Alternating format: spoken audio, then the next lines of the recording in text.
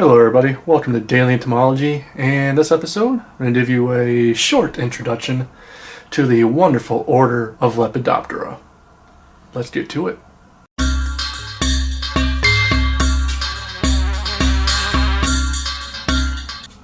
Alright, here we are, brand new channel, not doing Daily Entomologist anymore. If you are familiar with that channel, due to stuff with Google and passwords, Daily Entomologist is no longer going to be updated with videos. All new videos and everything is now going to be on this channel, Daily Entomology. So here we are. Very first video here. And as I said, I'm going to do a little short introduction video to Lepidoptera, also known as butterflies and moths. And this is probably the most recognizable group of insects, mostly because they're butterflies, fly during the day for the most part. People see them because they're colorful, they're flashy, they're in yards, gardens, roadsides, and they're just unmistakable, and you really can't miss them. And all that pretty much makes butterflies and moths the most recognizable group of insects one would see. So because of that, a lot of emphasis have been given to butterflies, especially butterflies. Less so moths, unfortunately. Moths are super underrated, but they need more love. But this is not going to be a long video. I just want to give a little overview, and I'll do more in-depth videos of various families and even genus and species and all that stuff as I go on, but as an order of a whole. So numbers wise, how many species of Lepidoptera are there? North America, there are close-ish to about 13,000 described species of butterflies and moths in North America alone. Let's expand that to worldwide though. Worldwide, there are over 150,000 described species. And there are so many species that have yet to be described. Mostly moths, especially micro Lepidoptera, really tiny ones. Just because very few people even bother to look at moths, let alone micro moths. But of the 150,000 species, less than 20,000 are butterflies. So in the whole scheme of things, that's still a lot of species of butterflies. But within the group of Lepidoptera as a whole, that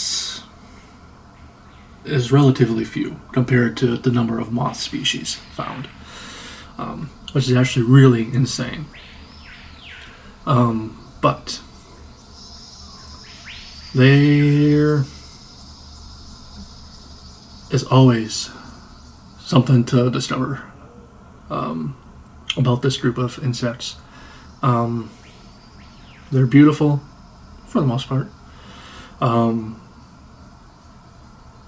There's exceptions to many generalities of the various groups.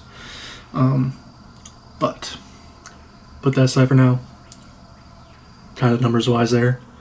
I'm going to just show you a couple examples of some of the families that you can find in this group of beauties. So, first off, let's show you a group of moths. Alright, so we have the first drawer here. I had to redo the take because babies in another apartment started crying and dogs started barking and but I have a drawer here of Sphinx moths in the family Sphinxidae. Amazing group of moths. I'm sure many people have seen these around during the daytime. They love flowers and gardens and everything. Like also been called hummingbird moths because how they fly and act and feed resembles a hummingbird. Probably a species a lot of people have seen, Hyles lineata, the white-lined sphinx, one of the most common species here in the U.S. And they can range from really big, like these packy sphinx up here, to pretty small, like the members of the genus Himeris. These ones actually resemble bumblebees. So really awesome group. Many of them are day flying and many of them are night flying, so you can find them day and night, which is cool. I have them come to the black light at night many times throughout the summer. And just awesome, beautiful, really cool looking moths. So yeah, that's a nice little group. Definitely plan on gonna do more deep diving videos into this group as we move forward with the channel. So I'm gonna show you a couple drawers of butterflies now. All right. First drawer of butterfly here is going to be a drawer of skippers in the family Hesperidae. So skippers kind of have different characteristics compared to other butterflies that you normally would see. So they kind of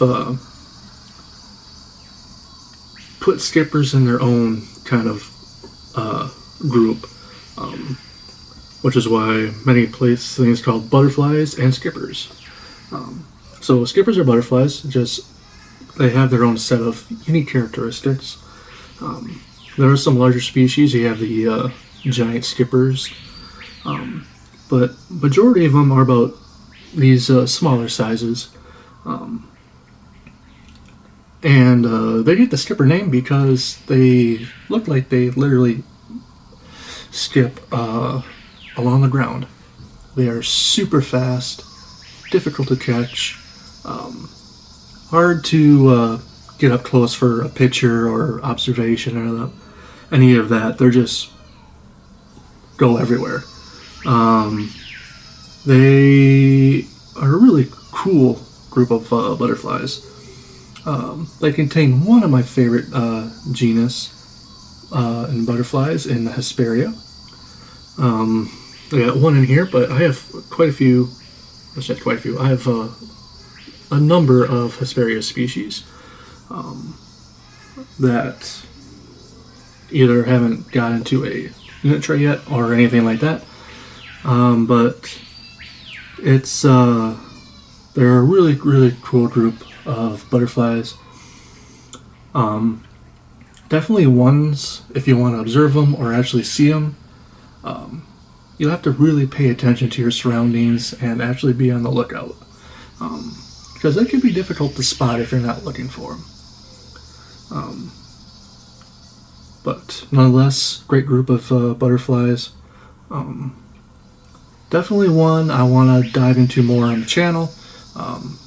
Actually go out looking for them and just really, I want to do some nice skipper focused videos. I have one more drawer I'm going to show you, and that is going to be my favorite family of butterflies. Alright, so my favorite family, Pieridae, the white sulfurs and yellows. I mean, how can you not love that? They're beautiful, so bright in your face, awesome, amazing colorations. Found all over the world. My favorite family by far of any Lepidoptera. And they're just a group I love. I really, really want to collect as many species of this group as possible. And it just so happens that my favorite family also contains my favorite genus, and that is Coleus, which I have 1, 2, 3, 4, 5. Beer got in the way there. So I currently have 5 species of Coleus. But Coleus are found throughout the world, and I'm always looking for new Coleus specimens and species to add to the collection. Granted, I might have to buy many of them, or hopefully I can find people to collect some Coleus for me, or Pierids in general. That would be awesome. So wherever you are and you're interested in collecting Pierids for me, especially Coleus, give me a message and we'll talk, because that would be amazing. Definitely really noticeable butterflies. You'll see these easily in the ditches, sides of roads and towns and everything. Especially orange sulfurs here and clouded sulfurs. They're probably the most common species of sulfurs, especially here in the U.S. Amazing, gorgeous, beautiful butterflies. And honestly, there's really not...